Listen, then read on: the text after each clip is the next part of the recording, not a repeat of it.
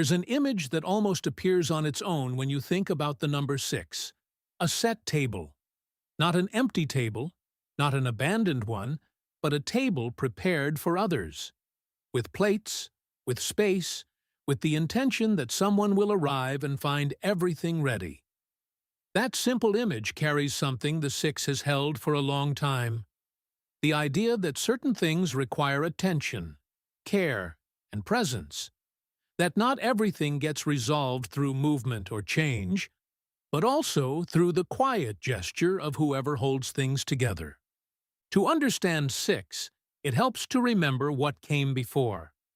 5, in the numerological sequence, tends to be associated with change, experience, searching, movement. It's a number that pushes outward, that wants to explore, experiment, and break through. There's an energy of expansion in it, of opening up to the world. But all that expansion eventually reaches a point where it needs something different. Not more speed, but integration. Not more variety, but attention. And that's where 6 appears, as the moment when movement starts looking for somewhere to settle, something to care for, something to commit to. In many symbolic traditions, 6 is interpreted as the number of harmony. But harmony doesn't mean perfect stillness or the absence of tension. It means something closer to active balance, the kind that requires constant adjustment, like a scale that doesn't stay fixed but shifts slightly and finds its center again. Or like two people living together who learn, over time, to find a rhythm that works for both of them. The harmony of 6 isn't a state you reach and store away. It's something you build and maintain. One of the most common associations with 6 is home. Not the building, not the address, but home as a concept. The space someone turns into something livable, warm, and their own. It might be an ordered room, a kitchen where something is always ready, a corner tended to with care. What makes a space feel like home isn't its size or its layout, but the presence of someone who keeps it going. 6 speaks to that capacity, the ability to make a place livable for yourself and for the people who share it. And that extends beyond physical spaces. 6 can also be associated with the relationships someone chooses to nurture. A friendship that went through tension and someone decided to repair. A difficult conversation that happened because the bond was worth more than the discomfort of having it. A family member you call not out of obligation, but because there's something genuine worth sustaining. 6 shows up in all those gestures, the ones made by someone who decides to pay attention to what's close to them before it breaks or goes cold. Care might be the word that best defines 6 in symbolic terms.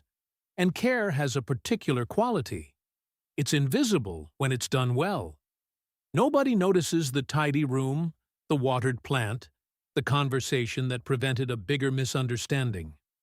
Care rarely earns recognition. It works in silence, holding things up that would otherwise fall apart. There's something in 6 that understands this, that takes on that responsibility without needing to be the center of attention. You can think of it as the energy of whoever works to keep the environment functioning, so that others find what they need. That connection to responsibility is central to the symbolic reading of 6.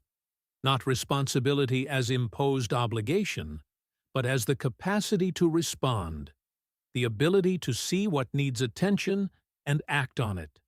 Someone who organizes what needs to be organized, who repairs what broke, who steps up when no one else does. 6 can be associated with that orientation toward the world. The one belonging to someone who doesn't wait for things to sort themselves out, but who steps in, tends, adjusts. 6 also appears in what you might call functional beauty. The beauty of something well cared for, well proportioned, well maintained. Not the beauty of spectacle or luxury, but of the well-set table, the tended garden, the well-written text, the well-built relationship. A form of beauty that doesn't exist without effort, that requires sustained dedication. In 6, aesthetics and care are inseparable. Something beautiful is also something someone chose to keep that way.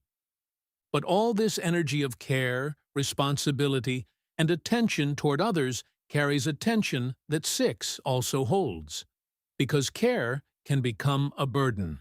Responsibility can turn into an excessive weight. There's a way of living 6 that loses its balance. The person who tends to others so much that they lose sight of their own needs. The one who holds so much they can no longer let go. The one who feels that if they don't step in, everything will fall apart, and that belief keeps them trapped. It's not that 6 is inherently problematic, but any energy taken to an extreme loses its equilibrium. Care without boundaries can become control.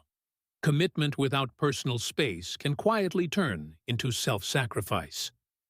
One way to read this tension is to think about the difference between caring from a place of fullness and caring from a place of emptiness. The first is sustainable. Someone who has their own resources, time and energy, and chooses to direct them towards something or someone. The second burns out. Someone who gives what they don't have, who holds things together from a place of lack, who hopes that the act of caring will fill something that isn't whole inside. 6, in its most balanced form, is associated with the first, with generosity that comes from well-being, not from the need to be needed. There's something about cooperation that also belongs to 6. Not solo work or solitary leadership, but the ability to build with others. A team that coordinates. A community that organizes itself around something shared. A joint project that requires several people to each take their part. 6 can be seen as the number of collective responsibility.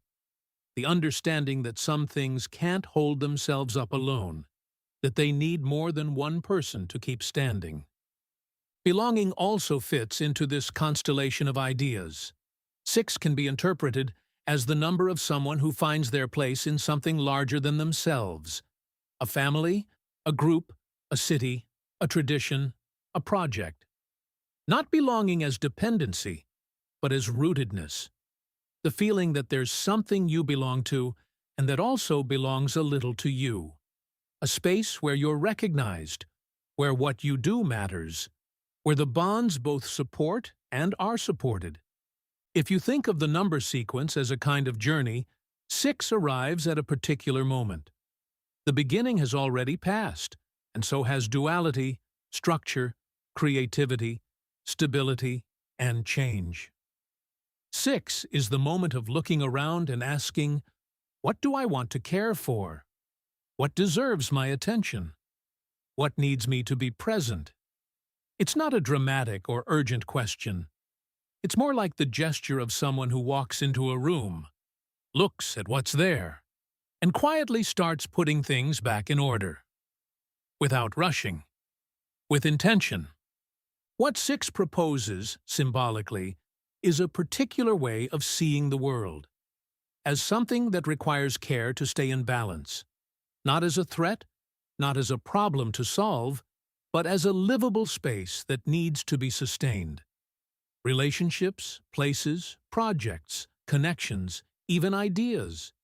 Everything that matters needs attention to keep from wearing down, going cold, or being forgotten.